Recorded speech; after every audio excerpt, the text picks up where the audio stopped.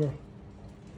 Wagwan. Leo nimepatana na the greatest, biggest, na say respected hapa hivi Nairobi. Guess who? Guess right, lakini yako left. Anaitwa Geoffrey Mosiri, haizi kuacha Geoffrey na pia anakuanga more serious. Ama na joke sana bosi. Iko sawa, iko sawa. Leo nataka nionyeshe hase wangu venye ukipatana na bosi hapa unapiga pause ya picha.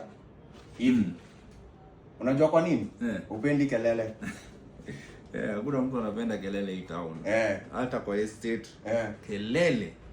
Hatutaki kazi zime.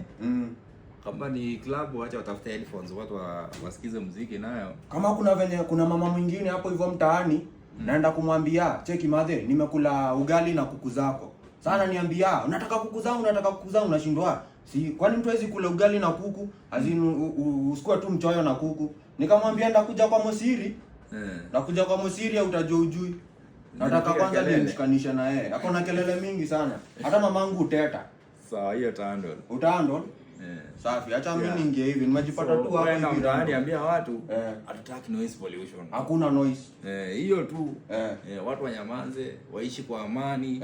Kila mtu aweze kutulia kwa nyumba yake in peace. Hata kwa machachi nataka headphone. Headphone hapo hivyo wa maintain. Hata mimi napenda ku maintain. Kwani kanisa napiga kelele huko. Wako na kelele mingi sana. Kesha. Na kama nataka kupigia kelele Mungu simpande ndege basi mweke church kwa ndege. Sawa. Haya.